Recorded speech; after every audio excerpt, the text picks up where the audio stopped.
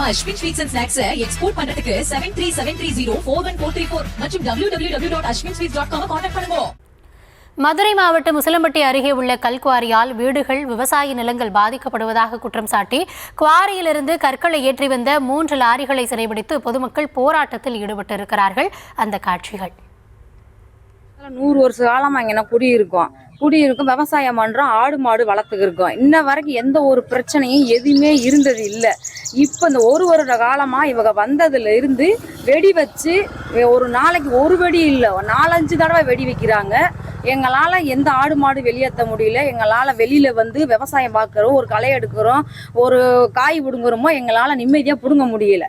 அப்போ அவங்க வந்து எந்நேரமும் வைக்கிறாங்க, பகலையிலையும் வைக்கிறாங்க, இரவுலையும் வைக்கிறாங்க.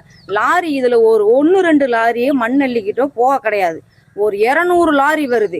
200 லாரிக்குள் நாங்கள் ரோட்டில் பிள்ளைகளை ஸ்கூலுக்கு கூட்டுக்கு போக முடியல. எங்களால் வேலைக்கு வர முடியல, வேலைக்கு வர ஆளுகளும் வர முடியலை. பார்த்தா லாரி. அப்போ இதை திரும்பி பார்த்து வர்றதுக்குள்ள என்ன நடக்குமோன்ற பயத்திலேயே இங்கே வரும்படியா இருக்கு. விவரங்களோடு செய்தியாளர் மாணிக்க வாசகர் இணைந்திருக்கிறார். வணக்கம் மாணிக்க வாசகர். அந்த பகுதியில் இருக்கக்கூடிய மக்கள் பல்வேறு குற்றச்சாட்டுகளை முன்வைக்கிறாங்க. என்ன நடக்குது? கூடுதல் விவரம். வணக்கம் கௌதமி. மதுரை மாவட்டம் உசிலம்பட்டி அருகே பெருங்காமநல்லூர் ஊராட்சிக்கு உட்பட்ட சிவநாதபுரத்தில் 50க்கும் மேற்பட்ட இங்கே சுமார் 200க்கும் மேற்பட்ட ஏக்கரில் விவசாய நிலம் நடைபெற்று வருகிறது. இந்த நிலையில் கடந்த 6 மாதத்துக்கு முன்பு கிராமத்தின் அருகிலேயே தனியாருக்கு சொந்தமான 13 ஏக்கர் நிலத்தில் கல்குவாரி செயல்பட அனுமதி அளித்த நிலையில் குவாரியில் பாறைகளுக்கு வைக்கப்படும் வெடிபொருளால் வீடுகளில் அதிர்வு ஏற்படுவதாகவும் இரவு மற்றும் பகல் நேரங்களில் எந்த நேரமும் வெடி வைத்து பாறைகளை உடைப்பதால் தாங்கள் வீட்டிற்கு நிம்மதியாக இருக்க முடியவில்லை என கூறப்படுகிறது.